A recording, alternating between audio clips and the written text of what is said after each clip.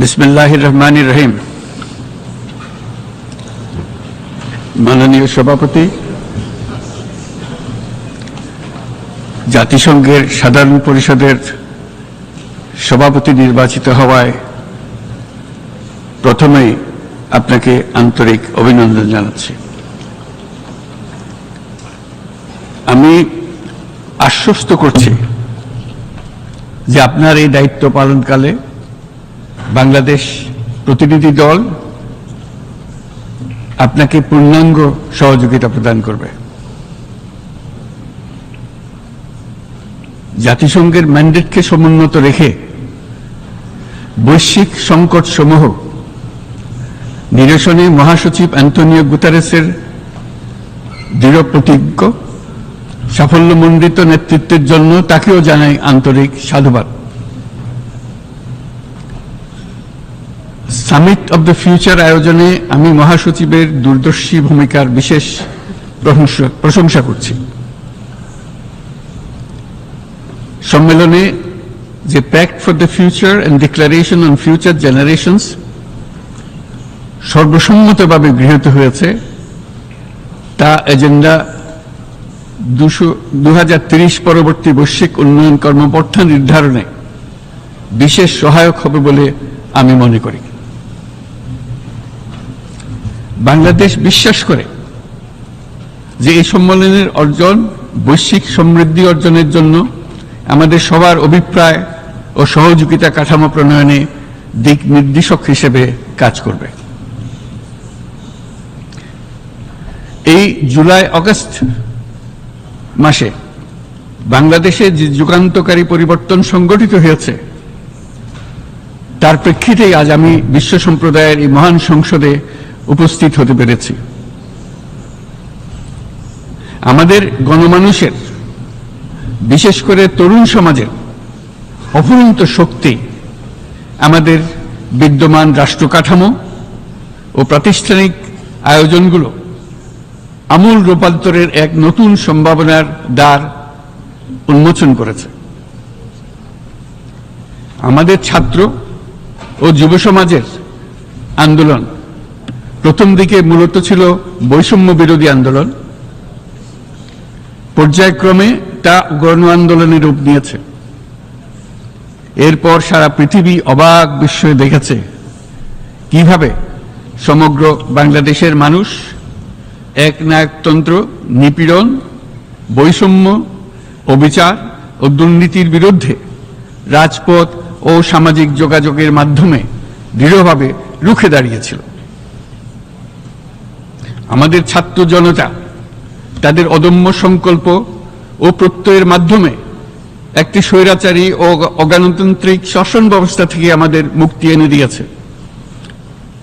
তাদের এই সংকল্পের মধ্যেই আমাদের দেশের ভবিষ্যৎ নিহিত।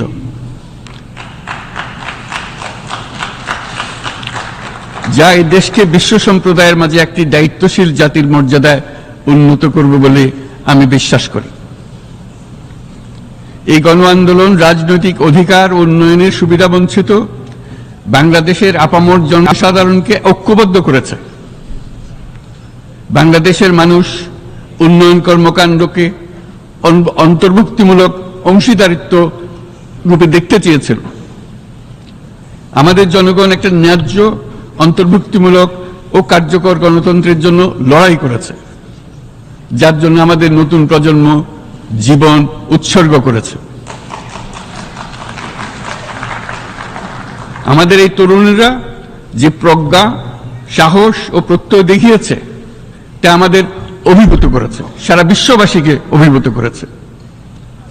বন্দুকের গুলি উপেক্ষা করে বুক পেতে দাঁড়িয়ে গিয়েছিল আমাদের এই তরুণরা। অবৈধ রাষ্ট্র ক্ষমতার বিরুদ্ধে প্রবলভাবে সোচ্চার হয়েছিল আমাদের তরুণ তরুণীরা। স্কুল পড়ুয়া কিশোর কিশোরীরা তারা নিঃসঙ্গ চিত্তে উৎসর্গ করেছিল তাদের জীবন। শত শত মানুষ চিরতরে হারিয়েছে তাদের দৃষ্টিশক্তি।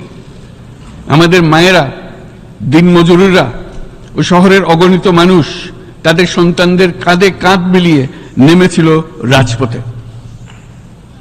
তপ্ত রোদ বৃষ্টি, মৃত্যু ভয়কে তোয়াক্কা না করে তারা সত্য ন্যায়সঙ্গত আকাঙ্ক্ষার বিরুদ্ধে দীর্ঘকালব্যাপী রাষ্ট্রযন্ত্রকে পরিচালনা করার অশুভ ষড়যন্ত্রকে পরাভূত করেছিল। জনগণের এই আন্দোলনে আমাদের জানা মতে প্রায় 800-এরও বেশি জীবন আমরা হারিয়েছি স্বৈরাচারী শক্তির হাতে। উদারনীতি, বহুত্ববাদ ও ধর্মনিরপেক্ষতার উপর মানুষের গভীর বিশ্বাস থেকেই বাংলাদেশ রাষ্ট্রের অভ্যুদয় হয়েছিল। 1971 সালে যে মূল্যবোধকে বুকে ধারণ করে আমাদের গণমানুষ যুদ্ধ করেছিল, সেই মূল্যবোধকে বহু বছর পরে আবার জেনারেশন জি, যে প্রজন্ম জি, নতুনভাবে আমাদেরকে দেখতে শিখিয়েছে। এরকমটি আমরা দেখেছিলাম 1952 সালের ভাষা আন্দোলনে, বাংলাকে মাতৃভাষা হিসেবে প্রতিষ্ঠার সময়। বাংলাদেশের এই অভ্যুত্থান আগামী দিনগুলোতে বিশ্বের বিভিন্ন প্রান্তে মানুষকে মুক্তি ও ন্যায় বিচারের পক্ষে দাঁড়াতে প্রেরণা যোগাবে। আমাদের মুক্তি ও গণতান্ত্রিক আকাঙ্ক্ষাকে বাস্তবে রূপ দিতে আমি তাই আজ বিশ্ব সম্প্রদায়কে আমাদের নতুন বাংলাদেশের সঙ্গে সম্পৃক্ত হওয়ার উদাত্ত আহ্বান জানাচ্ছি। মাননীয় সভাপতি, যে রাষ্ট্র কাঠামো দুঃসহ হয়ে গেছে তার পুনর্গঠনের জন্য আমাদের তরুণরা, দেশের আপামর জনসাধারণ একমত হয়ে আমার এবং আমার উপদেষ্টা পরিষদের উপর আস্থা রেখে সরকার পরিচালনার এক মহান দায়িত্ব আমাদের উপর ন্যস্ত করেছে। এই দায়িত্ব গ্রহণের পর আমরা গভীর বিস্ময় ও হতাশার সঙ্গে মুখোমুখিভাবে দেখতে পাচ্ছি কিভাবে সর্বগ্রাসী দুর্নীতি একটি কার্যকর গণতান্ত্রিক ব্যবস্থাকে ধ্বংসস্তূপে পরিণত করেছে, কিভাবে রাষ্ট্রের মূল প্রতিষ্ঠানগুলোকে নির্মমভাবে দলীয়করণের আবর্তে বন্দী করে রাখা হয়েছিল, কিভাবে জনগণের অর্থকে লুটপাট করা হয়েছিল, কিভাবে একটি বিশেষ স্বার্থান্বেষী গোষ্ঠী সমস্ত ব্যবসা বাণিজ্যকে অন্যায়ভাবে নিজেদের হাতে কুক্ষিগত করে দেশের সম্পদ অবাধে বিদেশে পাচার করে দিয়েছে। এক কথায়, কিভাবে প্রত্যেকটি পর্যায়ে ন্যায়, নীতি ও নৈতিকতা অদৃশ্য হয়ে গিয়েছিল। এরকম এক অবস্থার দেশকে পুনর্গঠন এবং জনগণের কাঙ্ক্ষিত রাষ্ট্র ব্যবস্থা প্রতিষ্ঠিত করার জন্য আমাদের উপর দায়িত্ব প্রদান করা হয়েছে। অতীতের ভুলগুলোকে সংশোধন করে একটা প্রতিযোগিতামূলক ও শক্তিশালী অর্থনীতি এবং ন্যায়ভিত্তিক সমাজ ব্যবস্থা গড়ে তোলাই এই মুহূর্তে আমাদের মূল লক্ষ্য। বর্তমান পরিবর্তিত পরিস্থিতিতে সকল রাজনৈতিক দল এখন স্বাধীনভাবে তাদের মতামত প্রকাশ করতে পারছে। যে সব ব্যক্তি বা প্রতিষ্ঠান রাষ্ট্রীয় কাজ ও সিদ্ধান্ত গ্রহণ করার প্রক্রিয়ায় সম্পৃক্ত, তাদের প্রত্যেকের জবাবদিহিতা নিশ্চিত করাই আমাদের অগ্রাধিকার।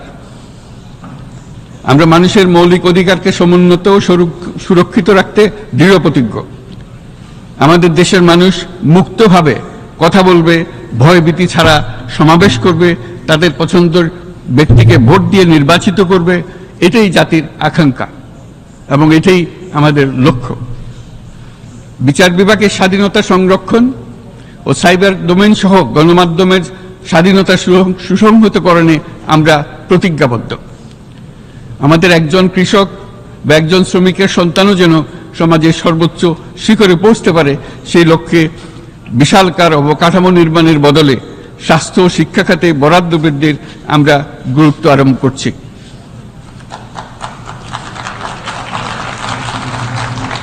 রাষ্ট্র ব্যবস্থার সকল পর্যায়ে সুশাসন ফিরিয়ে আনাই আমাদের অভীষ্ট। বাংলাদেশে যেসব আন্তর্জাতিক, আঞ্চলিক এবং দ্বিপাক্ষিক চুক্তির পক্ষভুক্ত, সেগুলো প্রতিপালনে আমাদের সরকার বদ্ধপরিকর। জাতিসংঘ সহ বহুপাক্ষিক বিশ্ব কাঠামোতে বাংলাদেশের সক্রিয় অংশগ্রহণ ও অবদান অব্যাহত থাকবে। পারস্পরিক শ্রদ্ধাবোধ, মর্যাদা ও স্বার্থরক্ষণের ভিত্তিতে বাংলাদেশ বিশ্বের সকল রাষ্ট্রের সাথে বন্ধুত্বপূর্ণ সম্পর্ক বজায় রাখবে। মাননীয় সভাপতি, গত 7 সপ্তাহের মধ্যে আমাদের সরকার বিভিন্ন গুরুত্বপূর্ণ পদক্ষেপ গ্রহণ করেছে। আমাদের অনুরোধে সাড়া দিয়ে জাতিসংঘের মানবাধিকার বিষয়ক হাই কমিশনার বাংলাদেশের গণ আন্দোলনকালে সংগঠিত মানবাধিকার লঙ্ঘনের বিষয়ে বিস্তৃত অনুসন্ধান এবং এইসব বিষয়ে ঘটনার পুনরাবৃত্তি রোধে পরামর্শ প্রদানের জন্য একটা ফ্যাক্ট ফাইন্ডিং কমিশন গঠন এবং তার কাজ শুরু করার জন্য দ্রুত বাংলাদেশে পাঠিয়ে দিয়েছে। আমি তাকে বাংলাদেশের পক্ষ থেকে অশেষ ধন্যবাদ জানাচ্ছি। দায়িত্বভার গ্রহণের 2 সপ্তাহের মধ্যে আমরা গুম প্রতিরোধে যে আন্তর্জাতিক কনভেনশন রয়েছে তাতে যোগদান করেছি।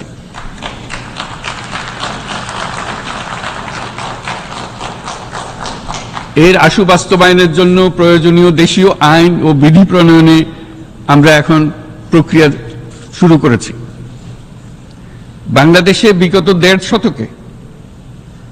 বাংলাদেশে গত 1.5 দশকে যে সমস্ত গুমের অভিযোগ রয়েছে সেগুলো তদন্ত করার জন্য একটি তদন্ত কমিশন এই মুহূর্তে কর্মরত আছে।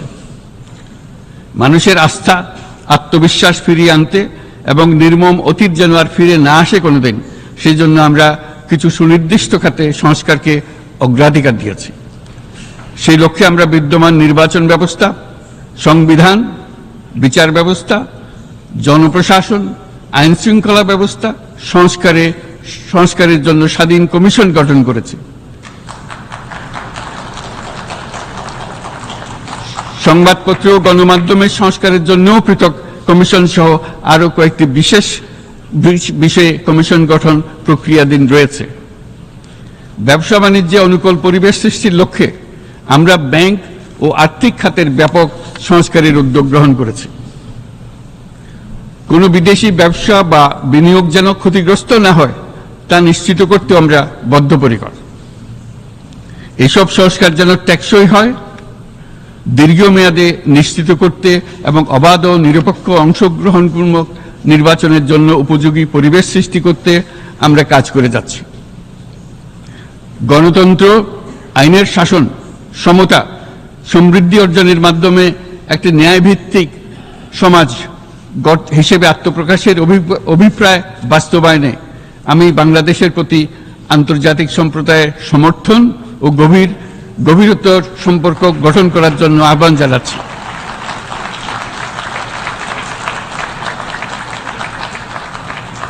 মাননীয় সভাপতি, বাংলাদেশ মনে করে যে শান্তি রক্ষা ও সংঘাত মোকাবেলা জনগণের সমৃদ্ধি নিশ্চিত করার মূল চালিকা শক্তি।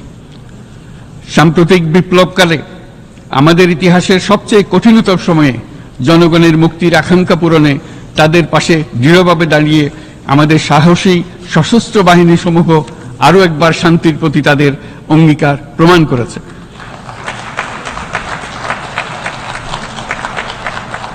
এটা সম্ভব হয়েছে শান্তি রক্ষায় আমাদের অঙ্গীকারের কেন্দ্রবিন্দুতে মানবাধিকারকে স্থান দেওয়ার ফলে।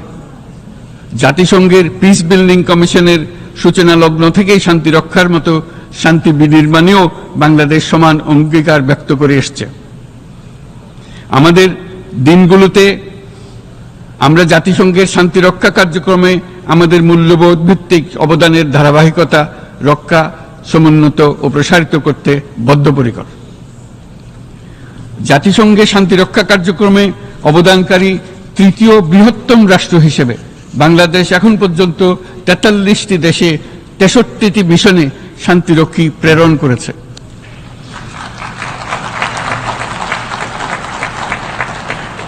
বসনিয়া থেকে শুরু করে কঙ্গো পর্যন্ত বিশ্বের বিভিন্ন প্রান্তে এসব মিশনে দায়িত্ব পালনকালে 168 জন বাংলাদেশি শান্তিরক্ষী নিজেদের জীবন বিসর্জন দিয়েছে।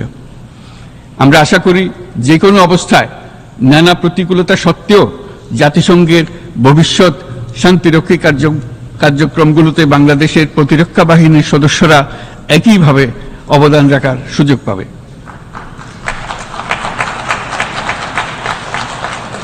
মাননীয় সভাপতি, আমাদের সকলের বাসস্থান এই পৃথিবী বৈশ্বিক অগ্রাধিকারগুলোকে সঠিকভাবে নির্ণয় করতে আগ্রহী। জলবায়ু পরিবর্তন আমাদের সকলের অস্তিত্বের প্রতি হুমকি স্বরূপ। এই গ্রীষ্মে সর্বকালের রেকর্ড ভঙ্গকারী তাপদাহ আমাদের জলবায়ুজনিত পরিবর্তনের কথা স্পষ্টভাবে স্মরণ করিয়ে দিয়েছে। আমাদের যা প্রয়োজন তা হলো জলবায়ু সম্পর্কিত ন্যায় বিচার, যাতে করে দায়িত্বজ্ঞানহীন সিদ্ধান্ত, উদাসীন আচরণ কিংবা এর মাধ্যমে সাধিত ক্ষতির বিষয়ে যারা সংশ্লিষ্ট তাদের দায়বদ্ধ করা যায়। জলবায়ু পরিবর্তনজনিত দীর্ঘমেয়াদী প্রভাবগুলো অপূরণীয় ক্ষতির কারণ হয়ে দাঁড়িয়েছে। আমরা জীব বৈচিত্র্য হারিয়ে ফেলছি, প্যাথোজেনের পরিবর্তনের ফলে নতুন রোগ বাড়ছে, কৃষিক্ষেত্রে চাপ বাড়ছে ক্রমাগতভাবে, পানি সম্পদ ঝুঁকিতে ফেলছে আমাদের বাসযোগ্যতাকে, সমুদ্র পৃষ্ঠের উচ্চতা বৃদ্ধি এবং লবণাক্ততা আমাদের ক্ষতি করছে প্রতিনিয়ত। ঘূর্ণিঝড়ের সংখ্যা ও মাত্রা বৃদ্ধির কারণে যে ক্ষতি হচ্ছে তাকে উপেক্ষা করার সুযোগ নেই। ক্ষুদ্র কৃষক, প্রান্তিক পর্যায়ে জীবিকা অন্বেষণকারীরা জলবায়ু পরিবর্তনজনিত ঝুঁকির মুখোমুখি হচ্ছে সবচেয়ে বেশি। আমি আজ এই বিশ্ব সভায় যখন কথা বলছি তখন বাংলাদেশের পূর্বাঞ্চলে 50 লাখেরও অধিক মানুষ তাদের জীবদ্দশায় হওয়া সবচেয়ে ভয়াবহ বন্যা মোকাবেলা করে যাচ্ছে। মহাসচিব গুতেরেস আমাদেরকে দেখিয়েছেন যে বিদ্যমান পরিক্রমা অব্যাহত থাকলে বিশ্বের গড় তাপমাত্রা 2.7 ডিগ্রি সেলসিয়াস বৃদ্ধির দিকে অগ্রসর হতে থাকবে।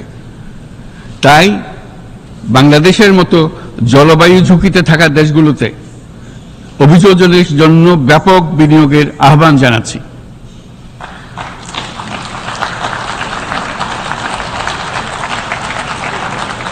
এছাড়াও উদ্ভাবনী শক্তির প্রয়োগ, অতিরিক্ত অর্থায়নের মাধ্যমে লস এন্ড ড্যামেজ ফান্ডকে কার্যকর করা আমাদের জন্য অত্যন্ত গুরুত্বপূর্ণ। একইভাবে আমাদের প্রয়োজন প্রযুক্তির সহজলভ্যতা, সক্ষমতা বৃদ্ধি। নির্দিষ্ট করে বললে আমাদের দরকার জীবন রক্ষাকারী প্রযুক্তি, বিশেষত কৃষি, পানি এবং জনস্বাস্থ্য খাতে, যেখানে ক্ষুদ্র ক্ষুদ্র উদ্ভাবন এবং সমাধানসমূহ ঝুঁকিতে থাকা জনগোষ্ঠীকে রক্ষা করতে পারে।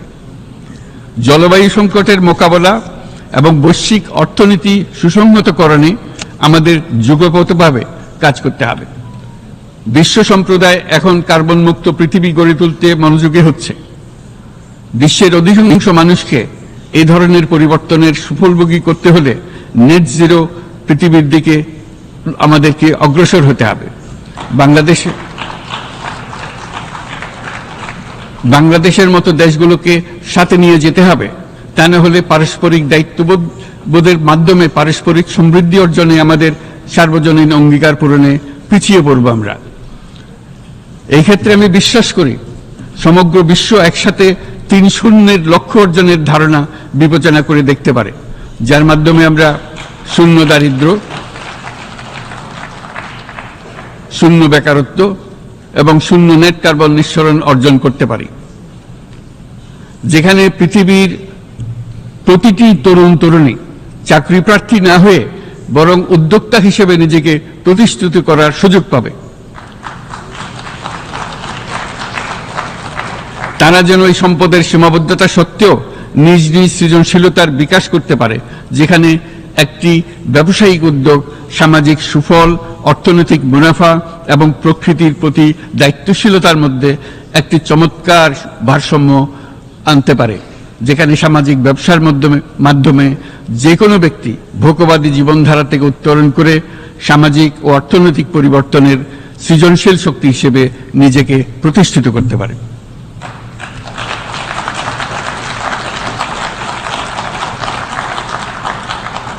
এই সময়ে তাই প্রয়োজন উন্নত উন্নয়নশীল সকল দেশসমূহ এবং বিভিন্ন অংশীদারদের মধ্যে নতুন দৃষ্টিভঙ্গি, নতুন মূল্যবোধ এবং নতুন একতা। সামগ্রিকভাবে এই লক্ষ্য অর্জনে জাতিসংঘ ব্যবস্থা, জাতীয় আঞ্চলিক পর্যায়ে সরকারসমূহ, সকল ব্যবসা প্রতিষ্ঠান, বেসরকারি অংশীজন এবং দাতব্য সংস্থাগুলোকে একসঙ্গে কাজ করতে হবে।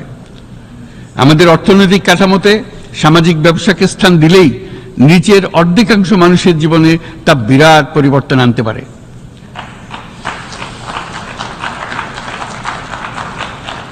এই পদক্ষেপ একই সঙ্গে জলবায়ুর ধ্বংসাত্মক গতিকে সফলভাবে রোধ করতে পারে এবং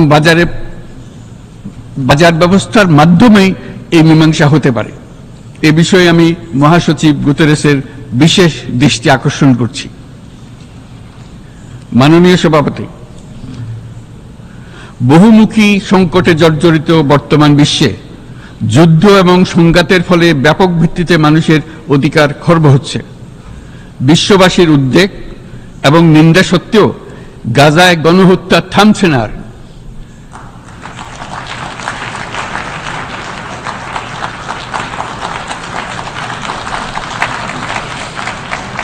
ফিলিস্তিনের মতো বিদ্যমান বাস্তবতা কেবল আরব কিংবা মুসলমানদের জন্যই উদ্বেগজনক নয়, বরং তা সমগ্র মানব জাতির জন্যই উদ্বেগের বিষয়।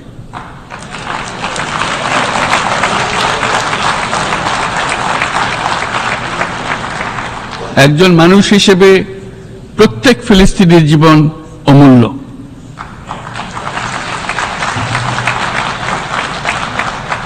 ফিলিস্তিনের জনগণের বিরুদ্ধে যে মানবতা বিরোধী অপরাধ হচ্ছে তার জন্য সংশ্লিষ্ট সকলকে দায়বদ্ধ করতে হবে।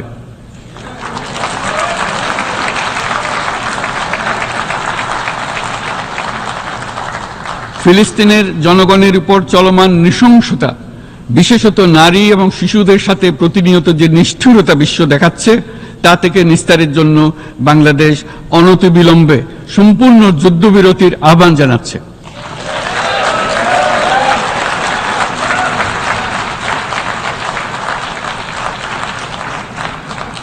দ্বিরাষ্ট্রভিত্তিক সমাধানেই মধ্যপ্রাচ্যে টেকসই শান্তি আনতে পারবে। তাই জাতিসংঘ সহ আন্তর্জাতিক সম্প্রদায়ের সকলকে এর বাস্তবায়নের জন্য এখনই উদ্যোগ নিতে আহ্বান জানাচ্ছি।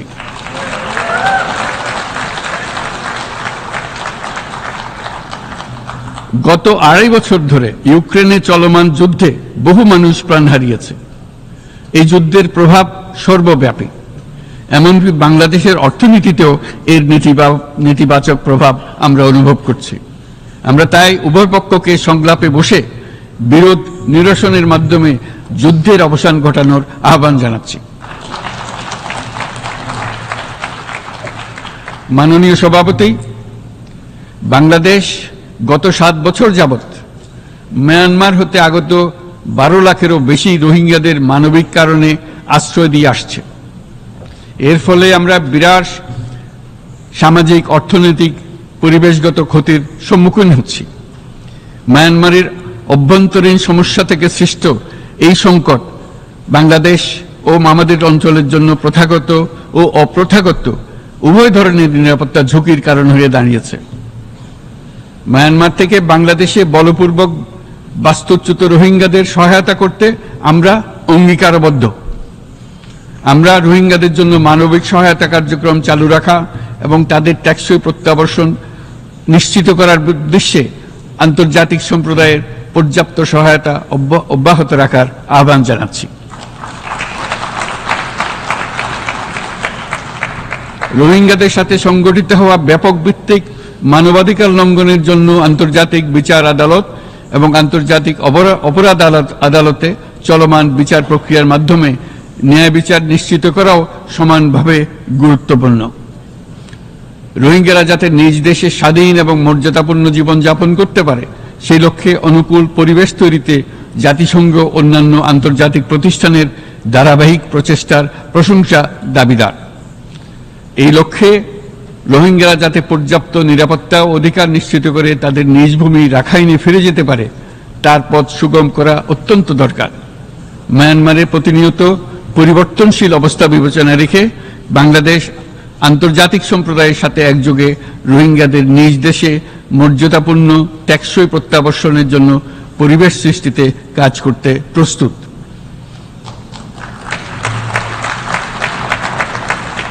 মাননীয় সভাপতি, রাজনৈতিক মুক্তি এবং সামাজিক অর্থনৈতিক জাগরণ ব্যতীত শান্তি ও নিরাপত্তা নিশ্চিতে সাফল্য অর্জন করা সম্ভব নয়। প্রায় 1 দশক পূর্বে বিশ্ব সম্প্রদায় সর্বসম্মতক্রমে এজেন্ডা 2030 প্রণয়ন করেছিল। আমরা সবাই আমাদের সামষ্টিক আকাঙ্ক্ষা ও বিশ্বাস অর্পণ করেছি এই সার্বজনীন টেকসই উন্নয়ন অভিষ্টগুলো অর্জনে।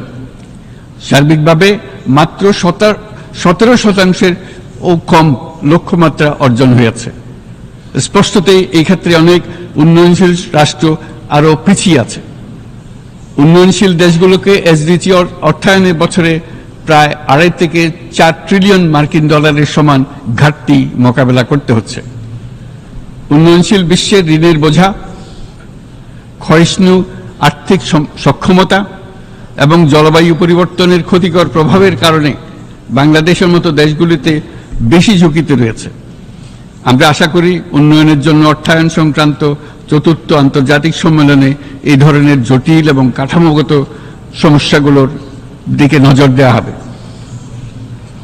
বহুপাক্ষিক আর্থিক প্রতিষ্ঠানগুলোকে এমন অভিন্ন লক্ষ্যে নিয়ে যাওয়ার কাজ করতে হবে যাতে সকল রাষ্ট্র সমানভাবে সম্পদ ও সুযোগের ব্যবহার করতে পারে।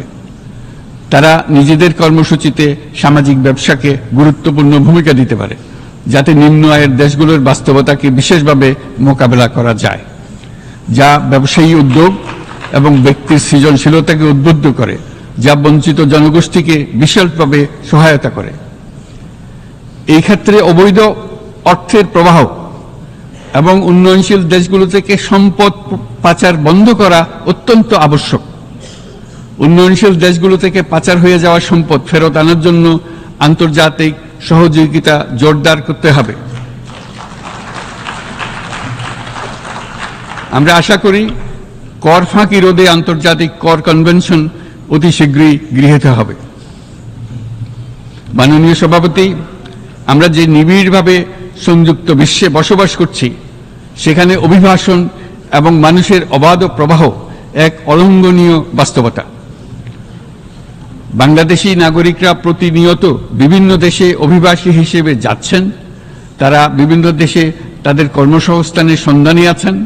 বিশ্বের বিভিন্ন প্রান্তে এই মুহূর্তে প্রায় 1.5 কোটি প্রবাসী বাংলাদেশি আছেন। সকলের জন্য অভিবাসনের উপযোগিতা নিশ্চিত করতে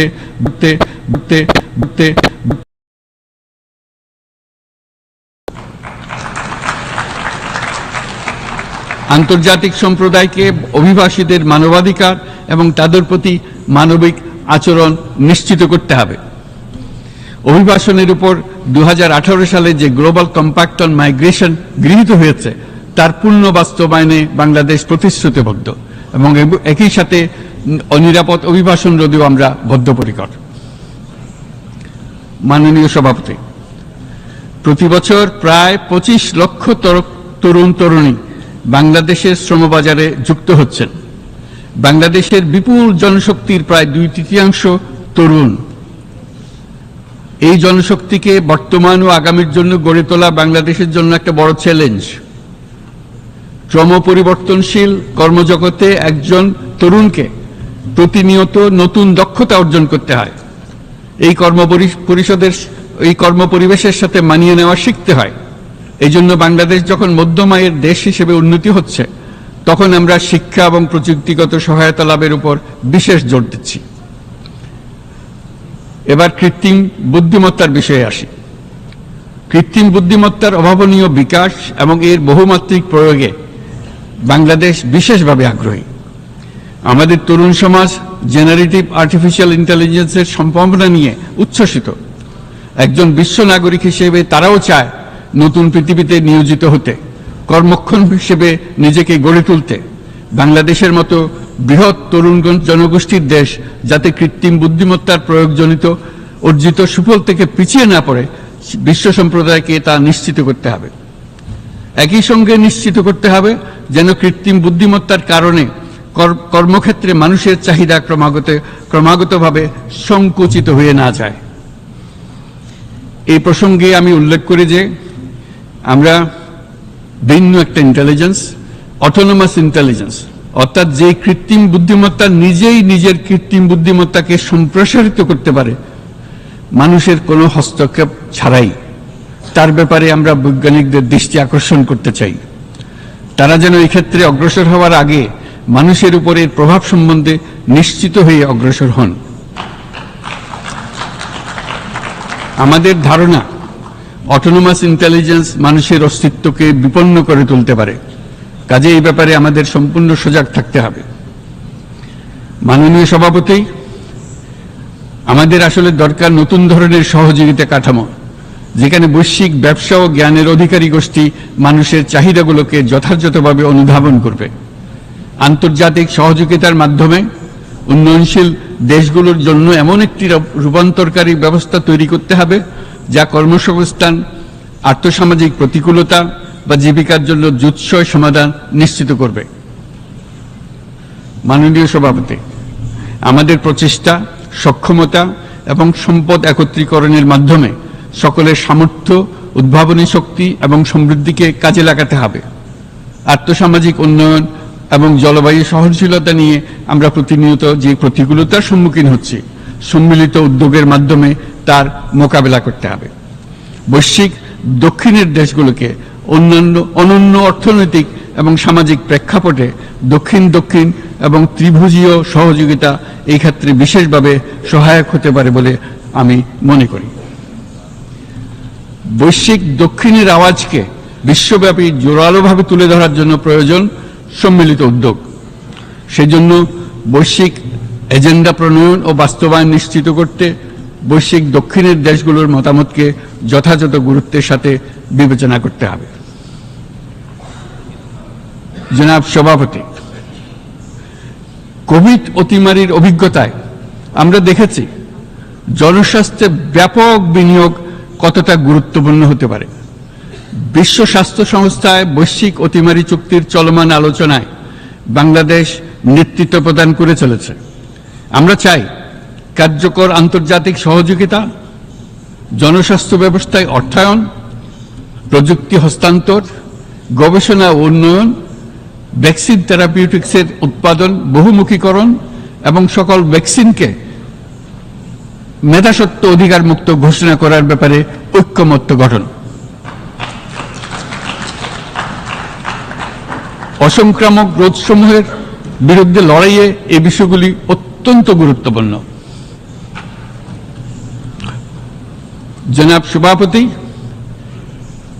এবছর আমরা জাতিসংঘের সাথে বাংলাদেশের অংশীদারিত্বের সুবর্ণ জয়ন্তী উদযাপন করছি।